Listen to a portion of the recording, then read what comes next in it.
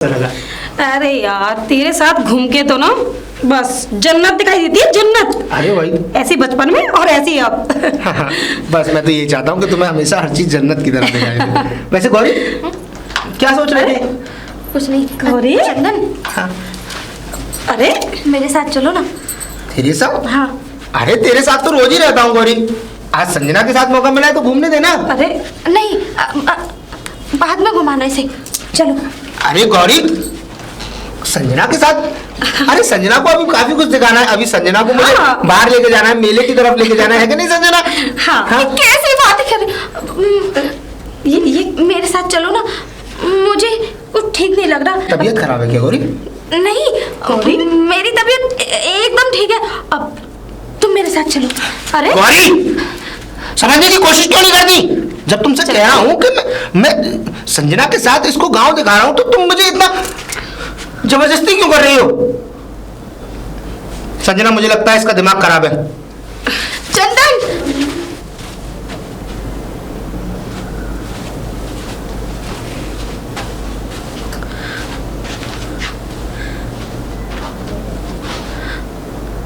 सुंदर नजारा है ये। सूरज डूबता हुआ कितना प्यारा लगता है, कितना हसीन है। और ये माहौल बहुत ही प्यारा, सच में ही ऐसा लगता है।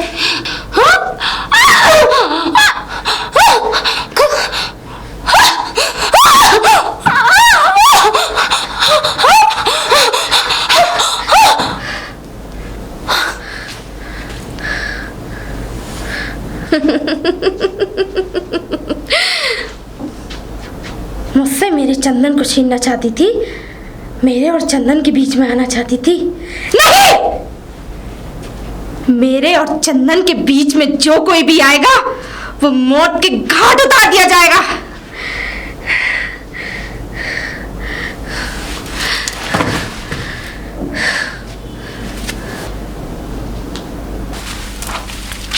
चंदन, गौरी गौरी छोड़ो मुझे, गौरी छोड़ो मुझे। बस 2 मिनट ऐसे लगे रहने दो। गौरी ये पागल बने, समझने की कोशिश क्यों नहीं करती तुम? मैंने तुमसे मना किया था ना कि मेरे पास आने की कोई जरूरत नहीं, मुझसे दूर रहो जितना हो सके तुम पर, लेकिन तुम अपनी आदतों से बाज नहीं आ रही। और आज के बाद अगर मेरे सामने अगर आने की कोशिश की या इस तरीके का बर्ताव मेरे साथ किया तो मुझसे बुरा कोई नहीं होगा। गौरी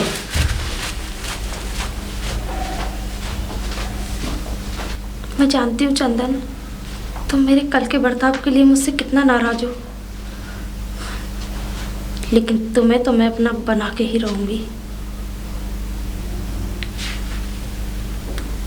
चाचा से बात करती हूँ।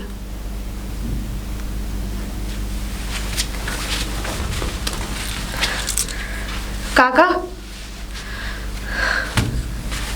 अरे गौरी बेटा, अरे राम राम बेटा, राम राम। और ठीक है बेटा?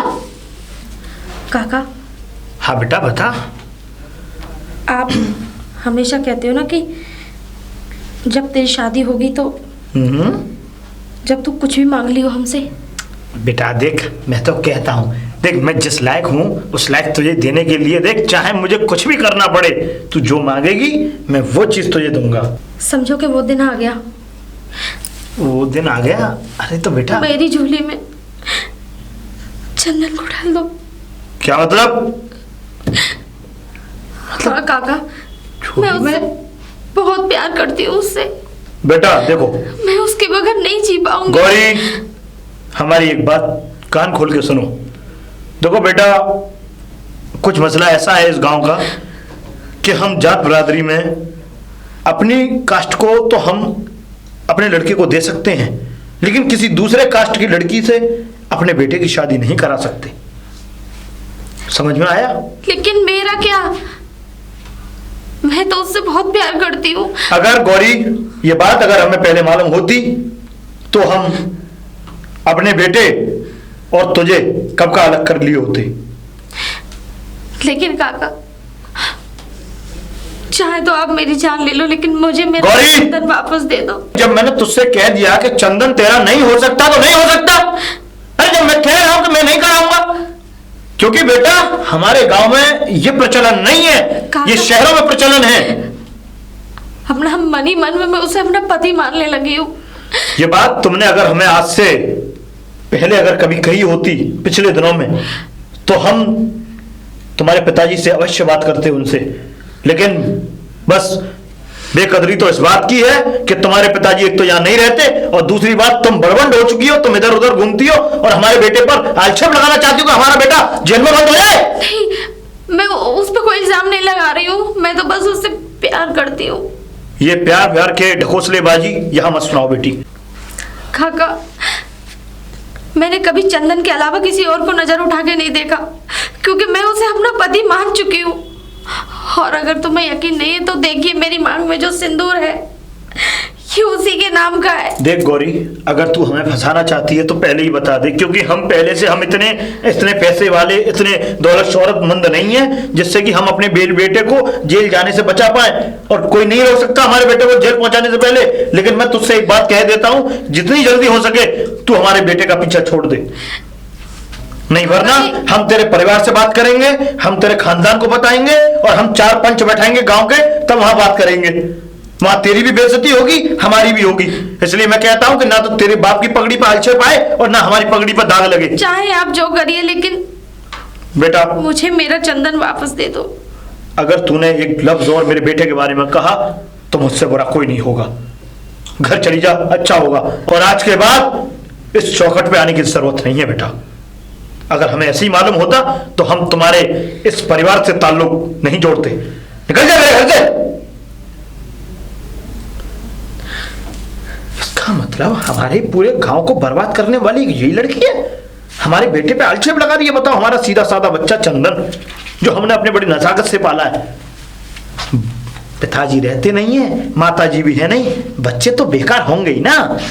पड़ गई, ये किसी के साथ भग जाएगी किसी दिन।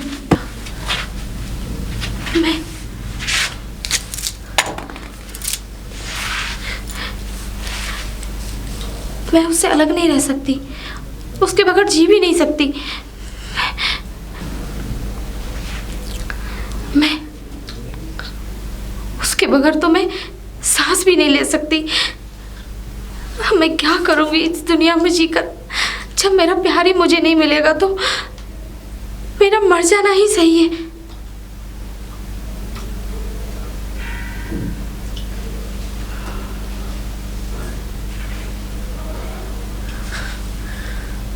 मैं क्यों मरूं? जो लोग मेरे प्यार के बीच में कांटा बन रहे, क्यों ना मैं अपने रास्ते से उन्हें हटा दूं।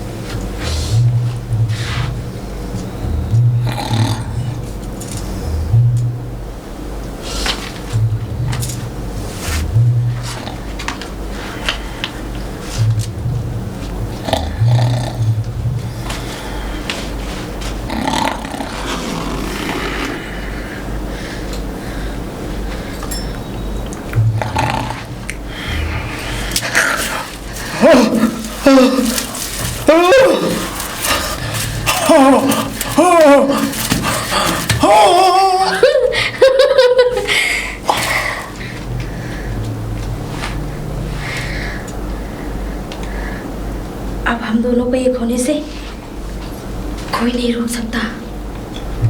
मैंने कहा था ना, तुम सिर्फ मेरे हो, मेरे।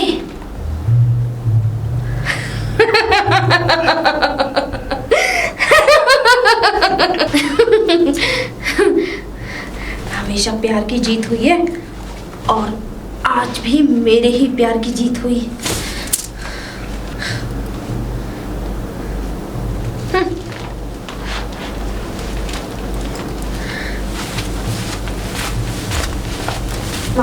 अरे बापू सो रहे हैं, थक जाते हैं ना। बाबू बाबू बाबू बाबू, सांस नहीं चल रही। और ये कपड़ा इनके गले, बाबू के गले में निशान। बाबू बाबू बाबू बाबू, अरे क्या हुआ? अरे तेने अपने पापा को बाप को मार दिया? बुआ मैं जब आया बाबू के गले में ये कपड़ा था और बाबू के गले पर निशान। भैया बाबू भैया, बाबू, अरे तूने मार दिया मेरा भैया। बुआ मैंने नहीं मारा बाबू अब तूने बापू को मार दिया। अब मैं जा रही हूँ पुलिस स्टेशन, तुझे पकड़वाऊंगी अभी जा रही हूँ। बुआ नहीं, बुआ मैंने बाबू को नहीं मारा। बुआ आखिर मारा किससे?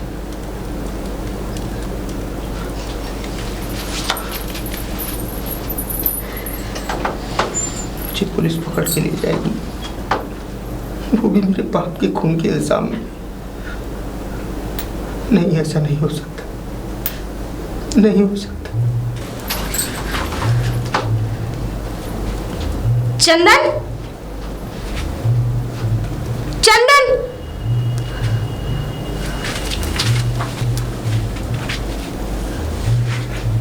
नहीं, ऐसा नहीं हो सकता। मेरे गुनाह की सजा चंदन को काटनी पड़ रही है। नहीं, ऐसा नहीं हो सकता। चंदन को पुलिस पकड़ के ले गई। नहीं, वो मेरे पापों की सजा काट रहा है। नहीं,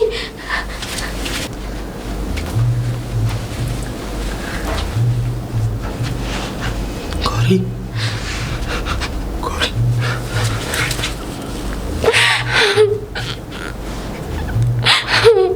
मैंने कुछ नहीं किया। मैं जानती हूँ तुमने कुछ नहीं किया, लेकिन मैं सब जानती हूँ तुम निर्दोष हो। गौरी, मैंने काफी समझाने की कोशिश की इन पुलिस वालों को, लेकिन मानने को ये लोग तैयार ही नहीं है।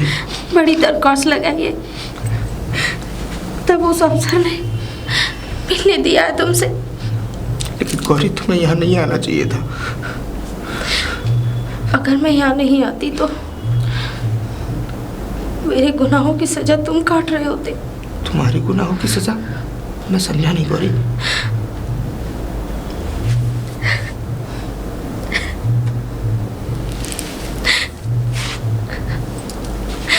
मैं तुम्हारी गुनहगार हूँ। मारो मुझे, मुझे मारो, मेरा गला घोट दो चंदन, मुझे मारो। गौरी, तुम कहना क्या चाहती हो? मैं समझा नहीं। मेरे गुनाहों की सजा, तुम्हारे गुनाहों की सजा मैं भुगत रहा हूँ? मतलब गौरी, क्योंकि पुलिस तो मैं नहीं, मुझे पकड़ के ले जाती। क्योंकि संजना का और तुम्हारे पिताजी का खून मैंने किया था।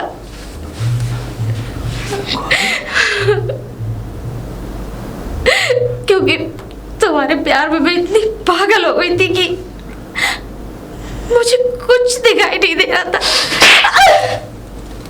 गौरी, जानती हो तुमने क्या किया है? मुझे पाने के लिए तुमने एक मासूम लड़की को मार डाला। मेरे देखता अतुल्य बाप को तुमने मार डाला, सिर्फ मेरे लिए। क्यों गौरी? तुम मुझसे तो आकर एक बार कह सकती थी कि मैं तुमसे प्यार करती हूँ। अरे कितनी बार कोशिश की तुमसे कहने की, लेकिन तुम मेरे प्यार को समझ ही नहीं पाए चंदन, तुम समझ ही नहीं पाए। मैं समझ नहीं पाया?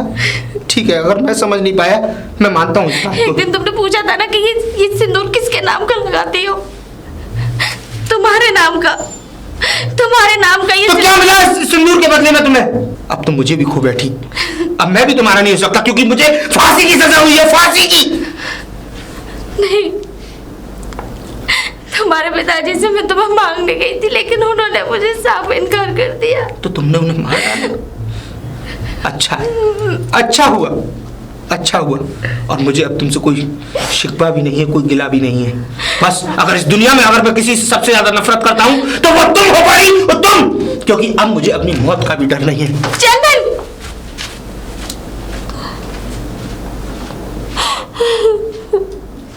मैं ऐसा नहीं होने दूंगी। मेरे गुनाहों की सजा मेरा चंदन कैसे काट सकता है? आज ही मैं कोर्ट में जाके अपना सारा गुनाह कबूल करूंगी कि मैं असली हत्यारा हूं। नहीं, तुम्हें तो मैं खो ही चुकी हूँ, लेकिन तुम्हारी नफरत को अपने दिल से नहीं लगा सकती मैं।